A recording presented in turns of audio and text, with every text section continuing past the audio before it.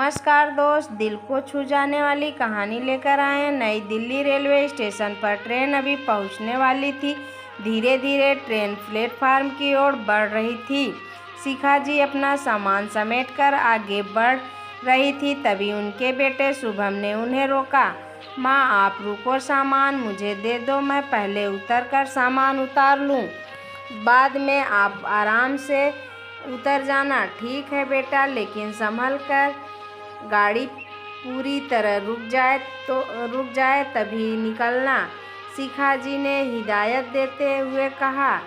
गाड़ी स्टेशन पर पहुंचती उससे पहले कि 3-4 कूली जबरदस्ती डिब्बे में चढ़ गए और शुभम और उसकी दूसरी सवारियों से पूछने लगे, साहब, आपका सामान उठा लूं?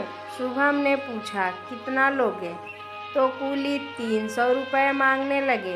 यह सुनकर शुभम बोला, नहीं, यह तो बहुत ज़्यादा है, हमें नहीं जाना, रख दो सामान नीचे। बात करते करते प्लेटफार्म आ गया। शुभम और शिखा जी नीचे उतर गए।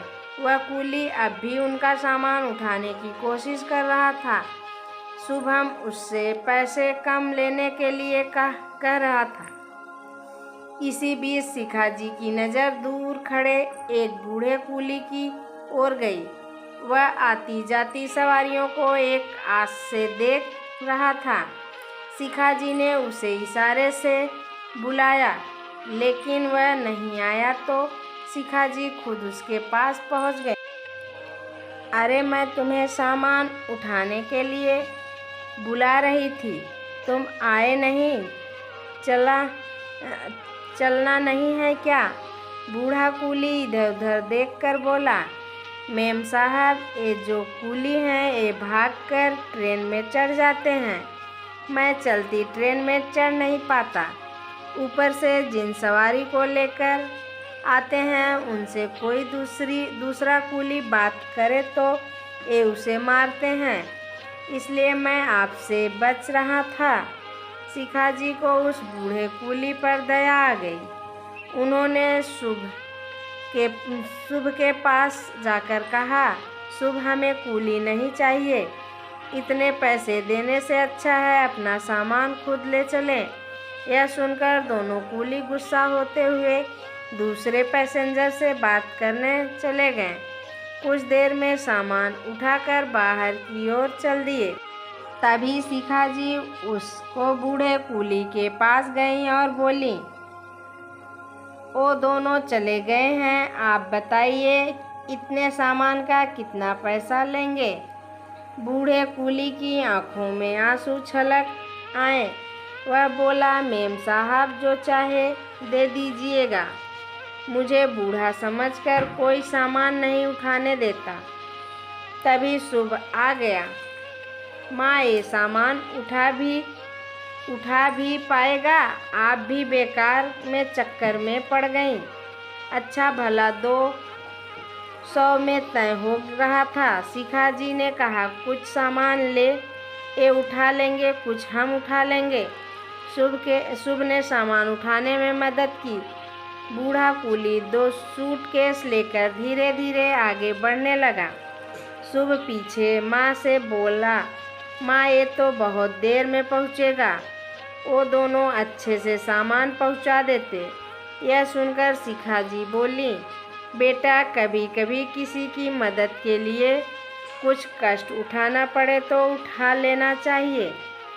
ये बता रहे थे, इन्हें यही सोचकर कोई काम नहीं देता। पता नहीं क्या मजबूरी होगी तो इस उम्र में इतना भारी काम कर रहे हैं। धीरे धीरे वे बाहर टैक्सी स्टैंड पर पहुंच गए। शुभ ने पूछा, बाबा, कितने पैसे हुए? यह सुनकर बूढ़ा कूली बोला, साहब, जो ठीक समझो दे दो। यह सुनकर शुभम ने शिखा जी की ओर देखा। शिखा जी ने इशारे से 300 रुपये देने को कहा। शुभम ने बेमन से 300 रुपये दे दिए। रुपए देकर बूढ़ा कूली बोला, साहब, ये तो बहुत अच्छा है, आपने भी तो सामान उठाया है, कम दे दीजिए। शिखा जी ने बूढ़े कूली से पूछा, बाबा आज कितने पैसे कमाए आपने?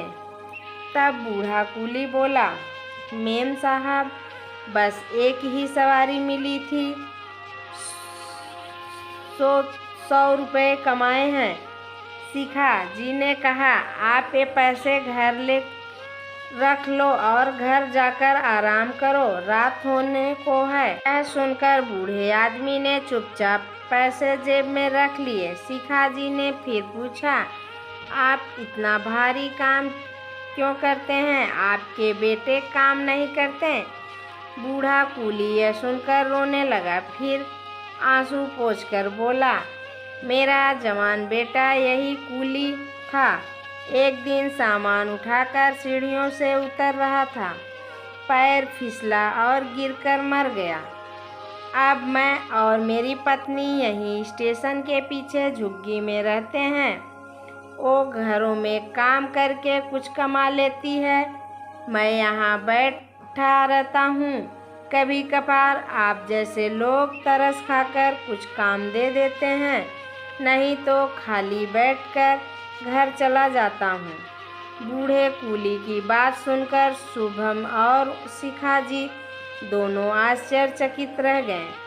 वह बूढ़ा कूली अपने आंसू पोंछते हुए हाथ जोड़कर धन्यवाद कर धीरे धीरे स्टेशन के पीछे बनी झुग्गियों की ओर चलने लगा। कैश में बैठे बैठे शुभम और शिखा जी दोनों अपने अपने विचारों में खोए थे। घर पहुंचकर शुभम ने बोला, माँ आप सही कह रही थी, हमें ऐसे लोगों की मदद करनी चाहिए। शिखा जी बोली, वो चाहते तो स्टेशन के बाहर बैठकर भीख भी मांग सकते थे, लेकिन उन्होंने मेहनत का रास्ता चुना है। मैंने उनकी हालत देखकर ही तुम्हें 300 रुपये देने के लिए कहा था। तुम्हारे और हमारे लिए 500 रुपये का मतलब एक पिज्ज़ा हो सकता है, लेकिन एक बेसहारा बूढ़े माता पिता के लिए वो 500 रुपये 3 दिन का भोजन हो सकते हैं। मैं कहीं भी सामान खरीदती हूँ तो ये ध्यान देती हूँ कि ऐसे व्यक्ति से लूँ जो मजबूर हो, और मैं मोल भाव भी नहीं करती। माँ की बात सुन और उस बूढ़े आदमी की मजबूरी जानकर शुभम की आंखें भी नम हो गई। उसने कहा, माँ जब इनके हाथ पैर नहीं चलेंगे तब क्या होगा? शिखा जी ने समझाते हुए कहा, बेटा वो तो पता नहीं, लेकिन ईश्वर सबका ध्यान रखता है। हम जरा सा दुख में दुखी हो जाते हैं, इनके तो पूरे जीवन में सुख ही चला गया। जवान बेटे को कंधा देना और फिर जीवन की गाड़ी को ढोना कितना मुश्किल है। शुभम